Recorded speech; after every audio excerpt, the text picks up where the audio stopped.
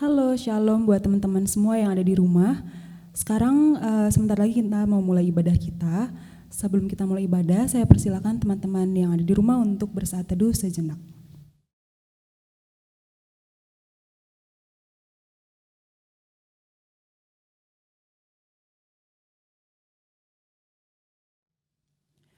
Saya mau mengajak teman-teman untuk menyiapkan hati dan pikirannya untuk beribadah bersama-sama dengan kami. Mari kita naikkan pujian sebab Tuhan Dia baik.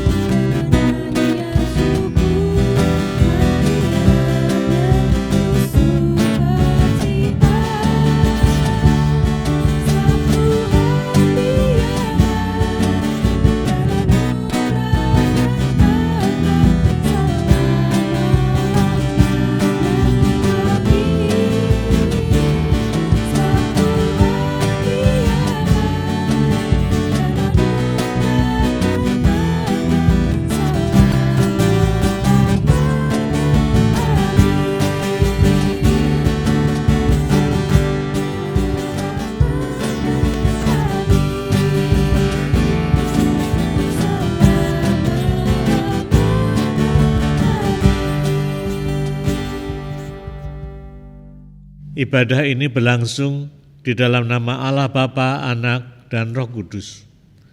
Kasih karunia dan damai sejahtera dari Allah Bapa kita dan dari Tuhan Yesus Kristus menyertai saudara sekalian.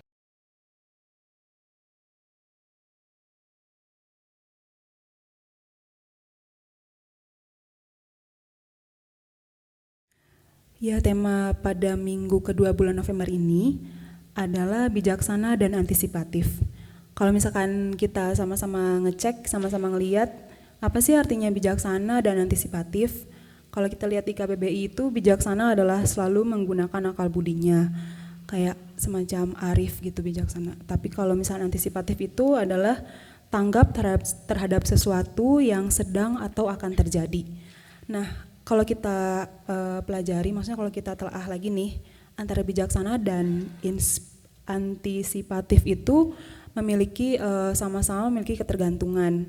Kita bisa tanggap terhadap sesuatu, tapi apakah kita bisa menanggapi hal itu dengan baik, maksudnya dengan bijak, atau kita bijak terhadap sesuatu, tapi kita tanggap nggak, maksudnya kita cepat untuk mengambil keputusan atau cepat tanggap nggak akan hal tersebut. Nah, bagaimana dengan kehidupan kita sehari-hari menurut firman Tuhan? Bijaksana dan antisipatif apa yang seharusnya kita lakukan sebagai anak Tuhan? Sekarang kita mau masuk ke pengakuan dosa. Saya persilahkan teman-teman sekalian untuk mengakui dosanya di hadapan Tuhan. Kemudian nanti akan saya tutup dengan doa.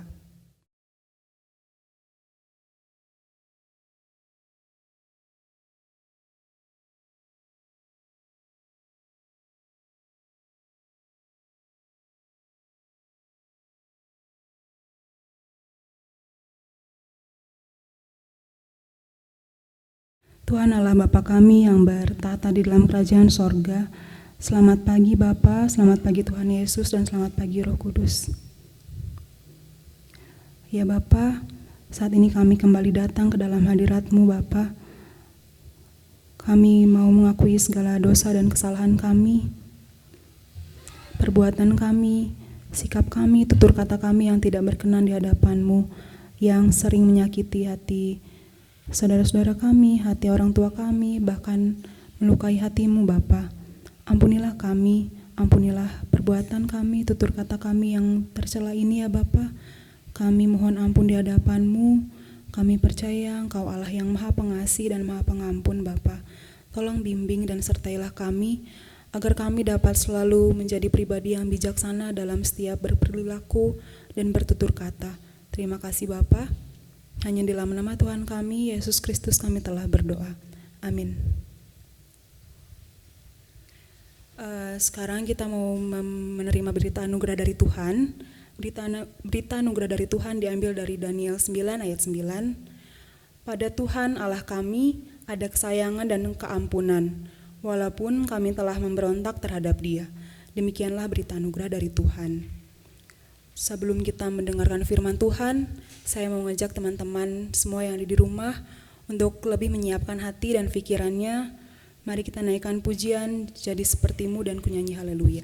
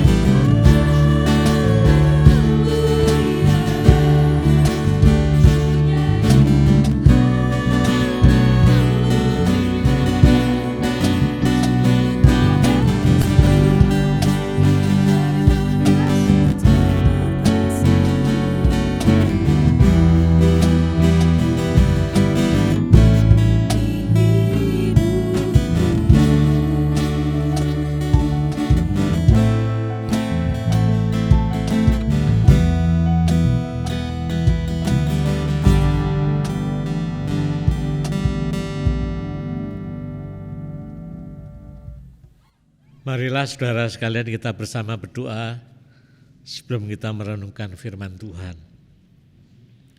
Ya Tuhan, Bapa kami dalam surga, yang bersyukur kepadamu kalau pada hari Minggu ini yang boleh bersama datang berbakti kepada Tuhan. Walaupun tidak secara tatap muka, tetapi kami merasakan kehadiran-Mu dalam kebaktian ini dengan kami di tempat kami masing-masing. Ya Tuhan, kami percaya Engkau hadir dan Engkau berkenan akan kami semuanya yang datang kepadamu. Ya Tuhan, dalam kondisi seperti sekarang ini pun, kiranya Engkau terus memimpin dan memelihara kami semuanya, khususnya melalui firman-Mu. Kami hendak bersama membaca dan merenungkannya.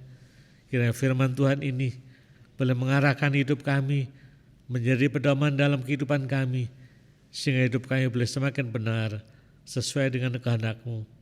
Khususnya bagaimana kami menanti kedatangan Tuhan atau panggilan Tuhan dalam kehidupan kami semuanya. Dalam nama Tuhan Yesus kami telah berdoa. Amin.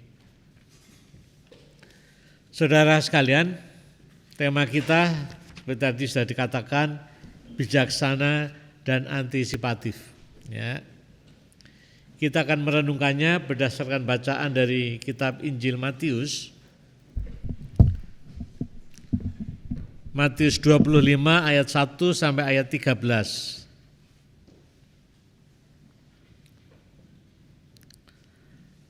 Kita buka Matius 25 ayat 1 sampai 13, yaitu perumpamaan mengenai gadis-gadis yang bijaksana dan gadis-gadis yang bodoh dalam menanti kedatangan mempelai laki-laki. Inilah Injil Tuhan Yesus Kristus menurut Matius pasal 25 ayat 1 sampai ayat 13. Pada waktu itu hal kerajaan surga seumpama 10 gadis yang mengambil pelitanya dan pergi menyongsong mempelai laki-laki. 5 di antaranya bodoh dan 5 bijaksana. Gadis-gadis yang bodoh itu membawa pelitanya tetapi tidak membawa minyak. Sedangkan gadis-gadis yang bijaksana itu membawa pelitanya dan juga minyak dalam buli-buli mereka. Tetapi karena mempelai itu lama tidak datang-datang juga, mengantuklah mereka semua lalu tertidur. Waktu tengah malam terdengarlah suara orang berseru, "Mempelai datang, songsonglah dia." Gadis-gadis itu pun bangun semuanya, lalu membereskan pelita mereka. Gadis-gadis yang bodoh berkata kepada gadis-gadis yang bijaksana, "Berikanlah kami sedikit dari minyakmu itu, sebab pelita kami hampir padam." Tetapi jawab gadis-gadis yang bijaksana itu, "Tidak, nanti tidak cukup untuk kami dan untuk kamu. Lebih baik kamu pergi kepada penjual minyak dan beli di situ." Akan tetapi waktu mereka sedang pergi untuk membelinya, datanglah mempelai itu dan mereka telah siap sedia masuk bersama-sama dengan dia ke ruang perjamuan kawin, lalu pintu ditutup. Kemudian datang juga gadis-gadis yang lain itu dan berkata, "Tuhan, Tuhan, bukakanlah kami pintu." Tetapi ia menjawab, "Aku berkata kepadamu, sesungguhnya aku tidak mengenal kamu. Karena itu berjaga-jagalah, sebab kamu tidak tahu akan hari maupun akan saatnya." Demikian Injil Tuhan Yesus Kristus. Berbahagialah kita membaca dan memelihara firman dalam kehidupan kita semuanya. Haleluya. Saudara sekalian kami kasih dalam Kristus, hidup manusia tidak lepas dari menunggu, ya. Kita menunggu, lihat orang lain menunggu, saling menunggu dan seterusnya, tidak lepas dari menunggu, ya. Tadi pun kita juga menunggu waktu kebaktian. Kita menunggu jam kebaktian, ya. Kita nunggu makan, kita nunggu masakan matang dan seterusnya. Ada banyak hal menunggu yang kita lakukan. Tetapi secara iman Kristen ada hal menunggu yang sifatnya substansial, yang sifatnya betul-betul penting dan mendasar, yaitu apa? menunggu kedatangan Tuhan Yesus yang kedua. Ya. Jadi dengan kata lain dalam kehidupan kita ini sebetulnya kita dalam masa yang panjang, yang relatif panjang menanti atau menunggu kedatangan Tuhan Yesus yang kedua. Tetapi sebenarnya tidak hanya kedatangan Tuhan Yesus yang kedua, kita juga menunggu yang lain yang juga sifatnya relatif panjang dan kita tidak mengetahuinya, yaitu menunggu Tuhan memanggil kita. Ya, jadi entah kita dipanggil pulang oleh Tuhan, kematian, sama-sama kita menantinya karena semuanya akan mengalami. Dan kita tidak tahu kapan akan terjadi, masih lamakah atau dalam waktu pendek, kita nggak tahu semua. Baik itu kedatangan Tuhan Yesus yang kedua maupun kematian kita nggak tahu, tapi kita menunggu itu tiba. Ya. Lalu bagaimana kita dalam rangka menunggu ini? Ya, apa yang mesti kita lakukan? Bagaimana sikap hidup kita? Itulah bacaan kita pada minggu ini. Dikatakan dalam rangka kita menunggu kedatangan Tuhan yang kedua, atau yang serupa dengan itu menunggu kematian kita diharapkan menjadi seperti ya gadis-gadis yang bijaksana tadi. Dan sekalian menjadi gadis yang bijaksana atau menunggu dengan bijaksana itu bagaimana? Ya.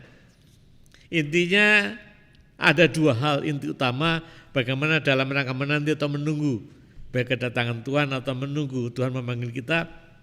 Dua hal utama ini yang harus kita camkan, kita lakukan. Ya. Yang pertama, dalam rangka kita menunggu itu, yang jelas kita tidak boleh pasif, kita tidak boleh kehilangan orientasi. Saya memakai istilah orientasi. Ya. Kita tidak kehilangan orientasi, dalam arti orientasi itu apa? Kita sadar diri kita di mana, kita sadar tujuannya apa, dan kita sadar kita itu mau apa. Ya, itu artinya kita masih mempunyai orientasi. Kita sadar diri kita. Ya. Tapi kalau orang kehilangan orientasi, orang sudah nggak sadar lagi dia di mana, mau apa, nggak sadar lagi. Ya. Mungkin saudara pernah mengalami walaupun masih muda ya, mungkin ya. Mengalami pada suatu saat saudara di tengah jalan, entah naik motor atau berkendaraan roda 4. Entah bagaimana suatu saat sepertinya blank ya.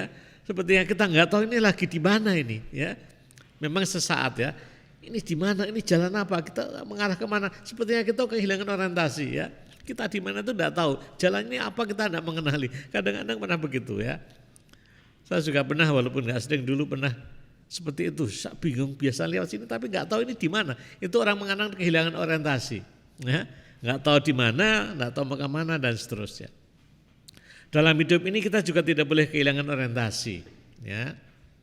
Sebenarnya gadis yang bijaksana dan gadis yang bodoh ini semua sebenarnya masih mempunyai orientasi dalam arti sadar ya. Dirinya di mana, yaitu dalam konteks pesta perkawinan. Tujuannya apa? Yaitu menyongsong mempelai laki-laki. Zaman dulu tradisi pernikahan kira-kira sederhananya adalah di tempat mempelai perempuan ya, itu dikitari oleh gadis-gadis tadi ya, yang mengitari mempelai perempuan. Nah, pengantin perempuan yang disekitari oleh gadis-gadis yang menyertai mempelai perempuan ini menunggu ya, menunggu datangnya mempelai laki-laki. Ya. Kalau mempelai laki-laki datang, nah tugasnya adalah gadis-gadis yang menyertai mempelai perempuan inilah yang menyongsong ya. Dan sebagai simbolnya dikata menyongsong dengan pelita yang menyala, menyongsong untuk meramaikan lalu ketemu mempelai laki-laki ke mempelai perempuan.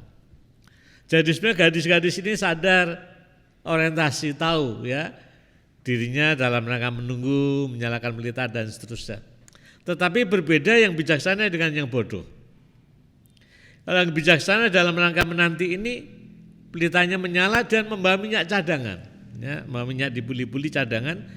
Sebab mereka ini ya bijaksana, dia tahu mengantisipasi ke depan. Kadang-kadang mempelai datang cepat bisa lambat ya. Kalau lambat bagaimana? Nah, mereka siap-siap dengan minyak. Sehingga kalau datangnya terlambat nggak apa-apa, minyak tetap ada gitulah. Sedangkan gadis yang bodoh ini tidak berpikir soal itu. Ya. Dia berpikir hanya sekarang saja masih menyala, sudah cukup, tidak berpikir bagaimana nanti ke depannya, antisipasinya bagaimana kalau mempelai laki-laki datangnya terlambat, tidak berpikir seperti itu. Ya. Dan ternyata benar, mempelai laki ini enggak datang-datang, dikatakan demikian, sampai tengah malam. Lalu mengantuklah mereka semua, gadis-gadis ini. Pas tengah malam itu mereka tertidur, ada suara mengatakan mempelai datang, mempelai datang. Nah, mereka bingung, mereka menyiapkan pelitanya dan seterusnya. Tetapi gadis yang bijaksana ini merasa aman karena punya cadangan minyak, ya, sehingga tetap bisa menyala ini sampai mempelai datang, sampai masuk ke pesta perkawinan. Sedangkan gadis yang bodoh ini tidak punya minyak, pelitanya hampir padam, sudah kedip-kedip, lalu minta minyak, ya tidak dikasih, karena kalau minyak dikasih nanti habis semua, tidak bisa masuk pesta semua, ya.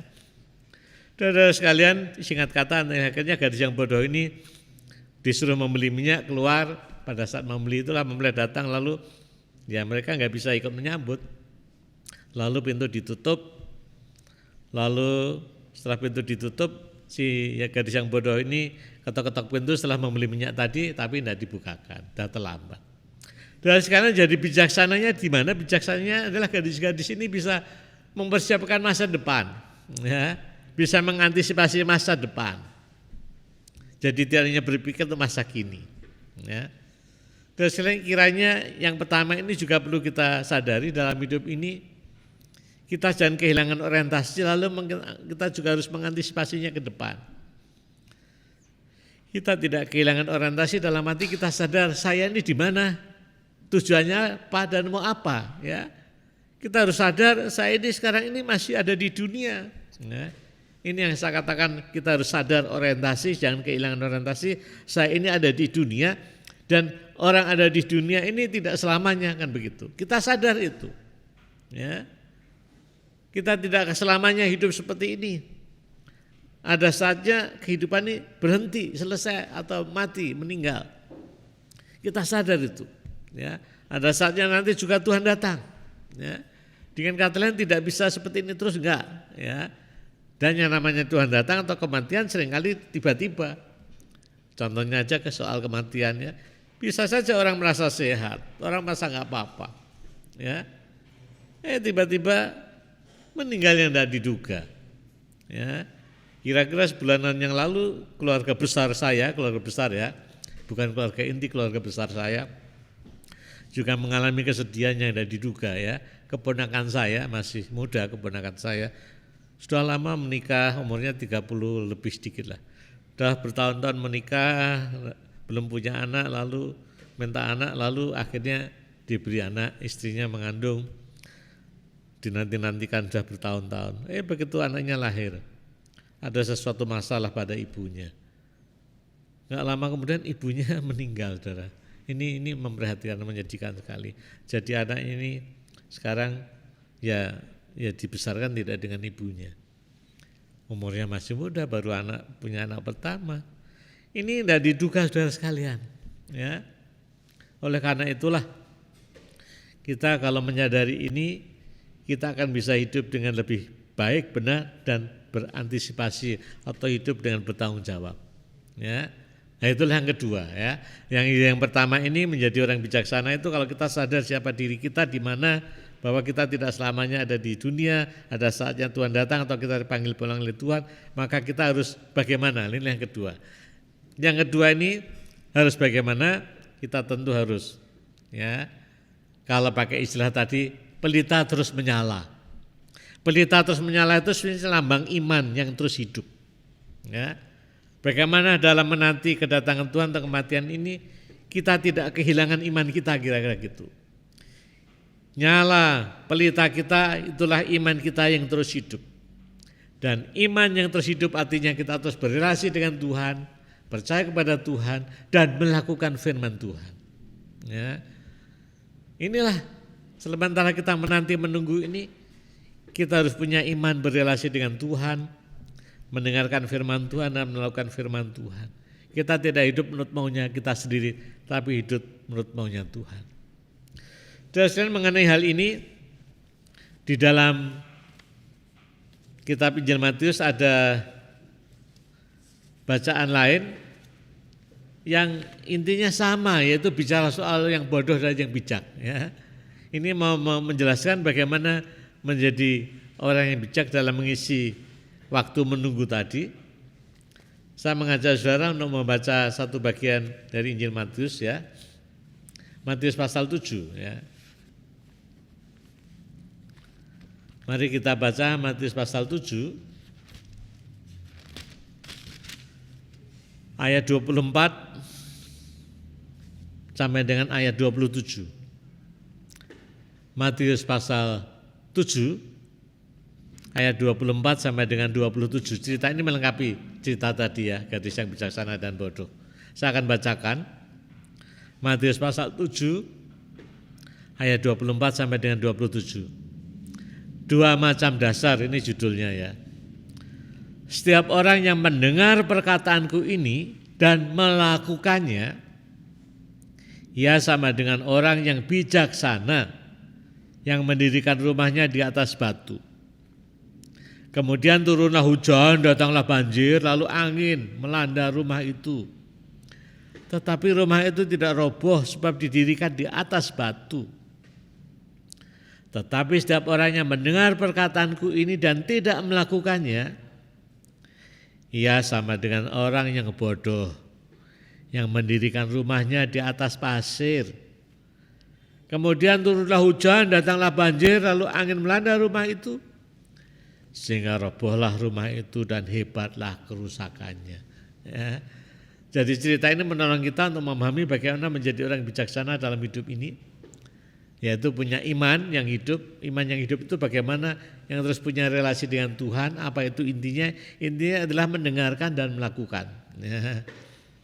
Jadi kalau orang bijaksana dalam perumpamaan yang Matius 7 ini dikatakan orang bijak adalah orang mau mendengarkan firman Tuhan dan melakukan. Karena dia punya relasi dengan Tuhan lalu mau mendengarkan dan melakukan. Karena percaya Tuhan itu ada, Tuhan itu hidup, mengatur hidup saya. Maka saya harus tetap setia kepadanya. Mau mendengarkan dan melakukan. Ini beda dengan yang bodoh, dikatakan mendengarkan iya, ya, tetapi tidak melakukan, ya. Itu dikatakan dengan jelas.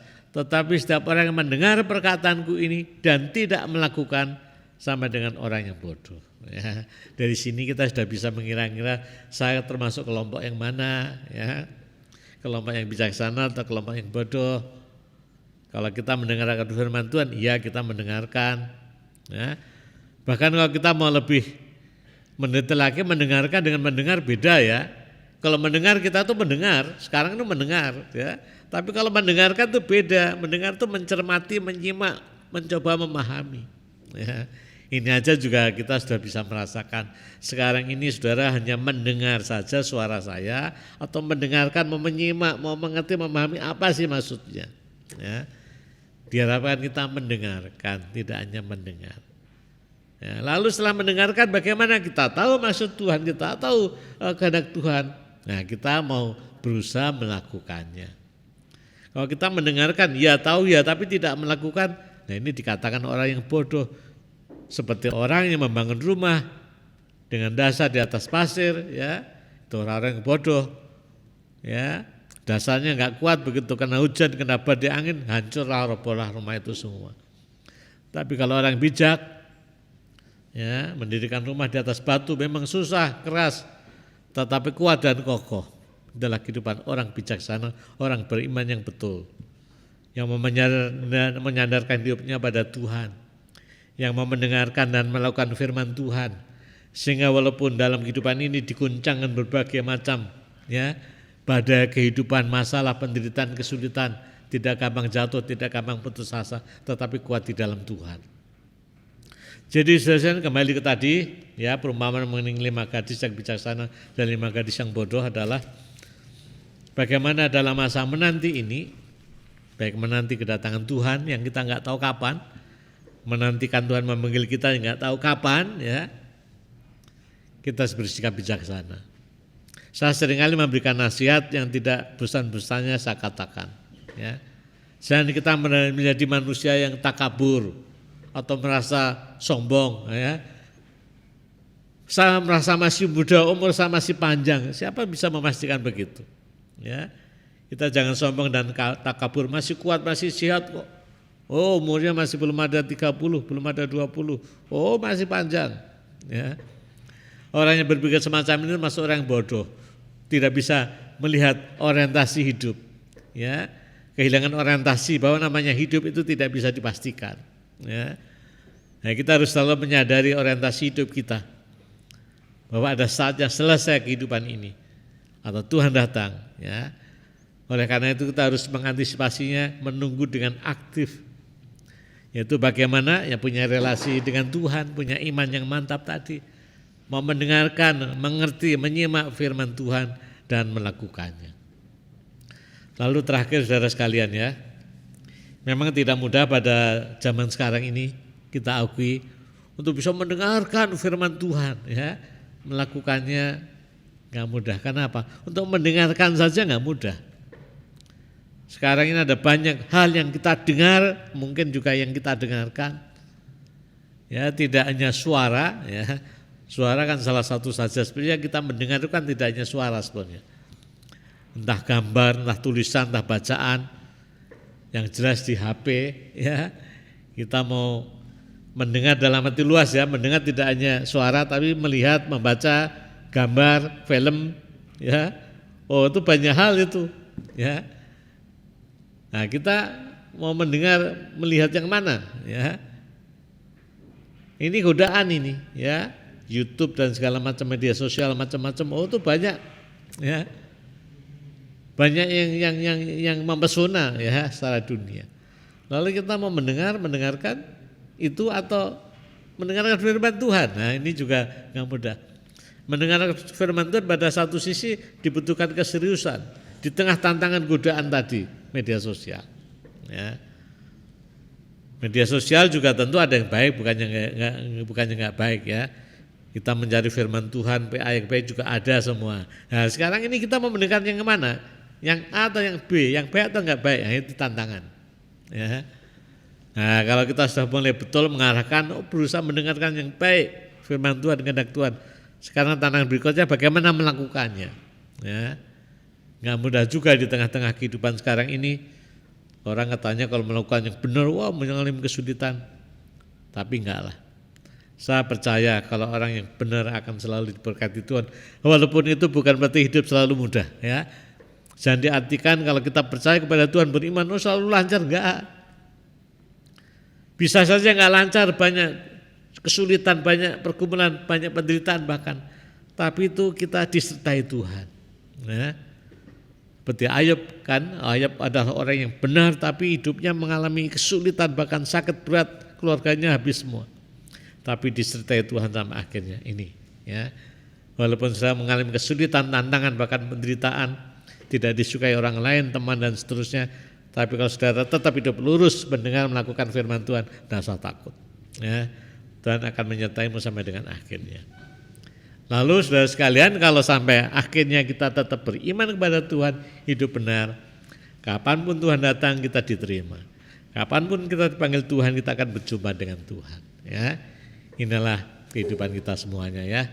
Marilah kita tidak kehilangan orientasi dalam hidup ini, mengarahkan ke depan, kedatangan Tuhan atau panggilan Tuhan, sehingga kita berjumpa dengan Tuhan di sana dalam sukacita abadi. Amin. Kita bersatu teduh sejenak saudara sekalian. Kita merenungkan firman Tuhan dan meresapinya, bagaimana kita memahami, menyimak dengan baik dan melakukannya.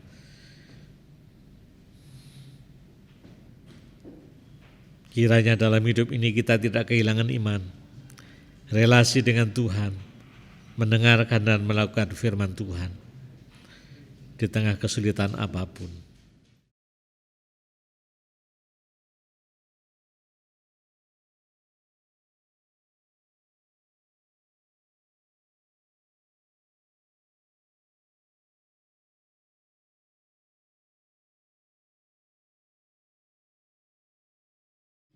Amin.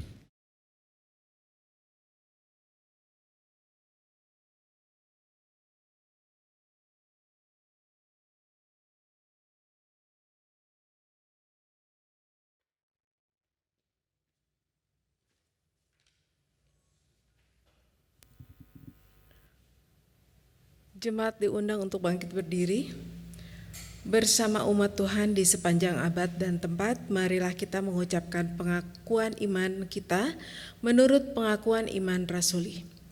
Aku percaya kepada Allah, Bapa yang Maha Kuasa, Khalik langit dan bumi, dan kepada Yesus Kristus, anaknya yang tunggal Tuhan kita, yang dikandung dari Roh Kudus, lahir dari anak darah Maria, yang menderita sengsara di bawah pemerintahan Pontius Pilatus, disalibkan, mati dan dikuburkan, turun ke dalam kerajaan maut, pada hari yang ketiga bangkit pula dari antara orang mati, naik ke surga, duduk di sebelah kanan Allah, Bapa yang Maha Kuasa, dan dari sana Ia akan datang untuk menghakimi orang yang hidup dan yang mati. Aku percaya kepada Roh Kudus, gereja yang kudus dan am, persekutuan orang kudus, pengampunan dosa, kebangkitan orang mati, dan hidup yang kekal. Amin.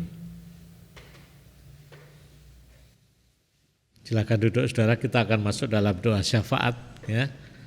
Marilah kita menaikkan doa-doa syafaat kita. Ya Tuhan Bapa kami dalam surga, kami bersyukur kepadamu kalau Engkau terus memimpin kami semuanya, mengingatkan kami semuanya, agar dalam hidup ini kami tidak kehilangan arah, tidak kehilangan orientasi, tidak kehilangan Tuhan yang kami percayai. Ya Tuhan, kami bersyukur kalau Engkau terus memelihara kami dan memimpin kami sampai dengan akhirnya. Itulah janji-Mu. Kiranya kami boleh merasakan pimpinan Tuhan itu dan hidup selalu benar di hadapan-Mu. Hidup terus mendengarkan firman-Mu, melakukannya, hidup melakukan hal-hal yang benar sesuai dengan kehendak-Mu, tidak menyia-nyiakannya. Karena kami sadar hidup ini ada waktunya selesai. Tidak selamanya kami hidup di dunia. Ada batasnya, saatnya kami menghadap Tuhan atau saatnya Tuhan datang kembali. Maka Tuhan ajarkan kepada kami semuanya agar kami bersikap bijak dan antisipatif dalam hidup ini. Bagaimana kami memakai hidup dengan bertanggung jawab. Tuhan, tolonglah kami di tengah-tengah kehidupan dengan segala macam cobaan dan godaan yang ada, baik di pergaulan, di sekolah, di lingkungan teman, dan dimanapun. Kami sadar itu tidak mudah untuk menjadi anak-anak Tuhan yang setia. Tak yang percaya Tuhan memimpin kami semuanya. Kami yang sekolah, kami yang bekerja, kami yang dalam pergumulan hidup ini, biarlah Tuhan tersertai. Juga dalam masa pandemi ini, kehidupan yang relatif tidak seperti dahulu, ada banyak pembatasan pada masa kini. Kira kami melihat ini secara positif. Bagaimana kami memulai kehidupan adaptasi yang baru untuk bisa melawan penyakit-penyakit yang bisa menghancurkan kehidupan manusia ini. Berikanlah kami hikmat di dalam bekerja, di dalam kami belajar, dalam adaptasi yang baru ini. Ya Tuhan, kami juga bersyukur dan terus berdoa untuk remaja, pemuda, simpatisan Jemaat GKI Taman Cibunut Bandung. Tuhan berkati mereka semuanya, Tuhan mantapkan iman mereka, sehingga mereka dimanapun Tuhan tempatkan boleh menjadi anak-anak muda yang setia kepada Tuhan. Tuhan, kami juga bersyukur khususnya di GKI Taman Cibunut dalam kebaktian umum sudah mulai secara bertahap dilakukan kebaktian tatap muka. Kira ini semua juga menolong kami untuk bisa semakin mensyukuri kasih Tuhan dalam kehidupan kami. Kiranya kami terus merasakan satu tubuh di dalam Kristus, baik kami yang bisa berkegiatan di gereja maupun yang masih banyak kegiatan di rumah. Tuhan, satukanlah iman kami semuanya. Tuhan, saat ini kami terus berdoa untuk pandemi virus corona ini, khususnya untuk penelitian-penelitian vaksin dan pengobatannya, untuk rencana-rencana vaksinasi dan pengobatannya, bila Tuhan berkati, sehingga semuanya boleh dilakukan dengan baik, dan masyarakat, bahkan masyarakat di dunia ini, boleh terlindungi, hidupnya tidak terancam, tapi terus merasa bersyukur, karena ada Tuhan yang menyertainya. Tuhan, kami juga berdoa untuk diri kami semua, keluarga kami, orang tua kami, guru, dosen kami semuanya. Biar Tuhan juga terus berikan berkat sehingga kami semua boleh menjalani hari-hari kami dengan segala kesibukan kegiatan masing-masing dengan baik. Terima kasih ya Tuhan. Inilah doa kami semuanya. Saya panjatkan dalam nama Tuhan kami, Yesus Kristus. Amin.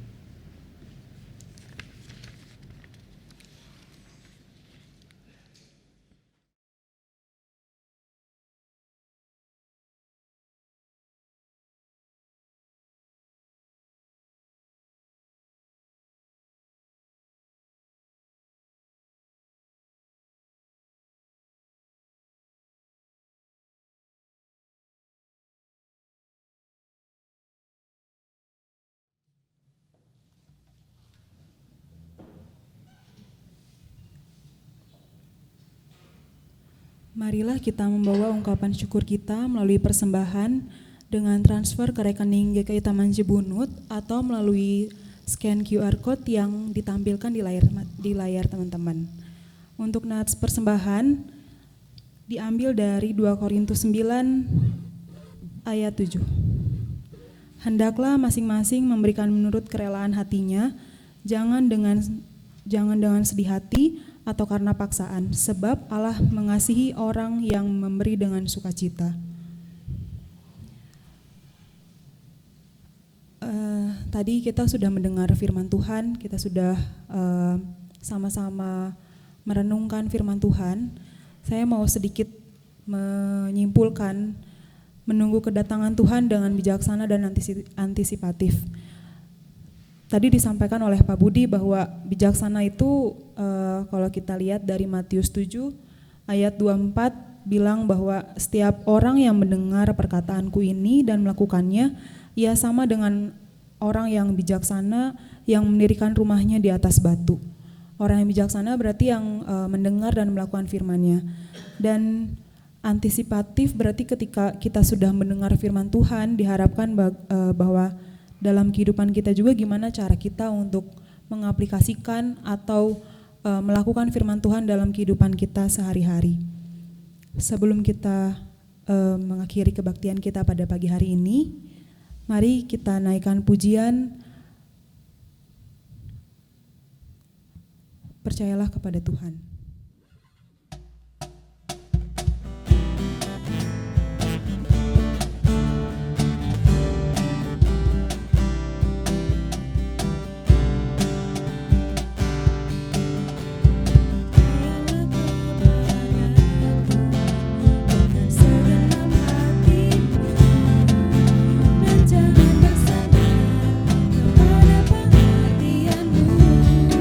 Sendiri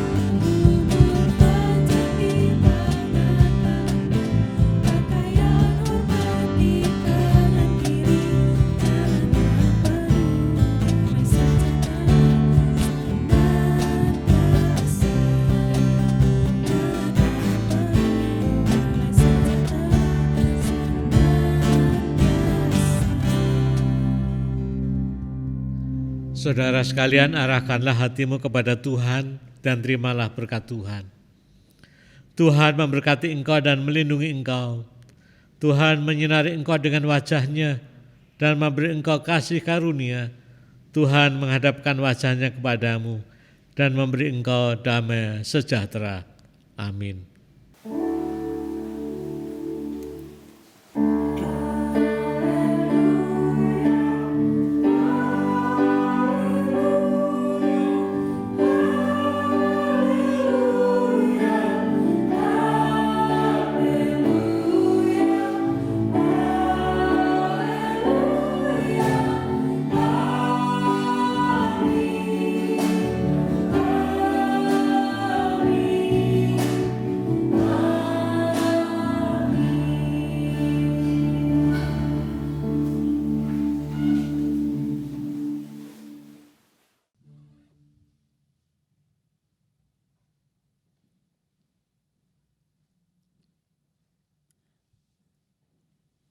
Kebaktian kita telah selesai. Terima kasih untuk teman-teman yang sudah bergabung dalam kebaktian pada hari ini. Sehat terus, Tuhan Yesus memberkati.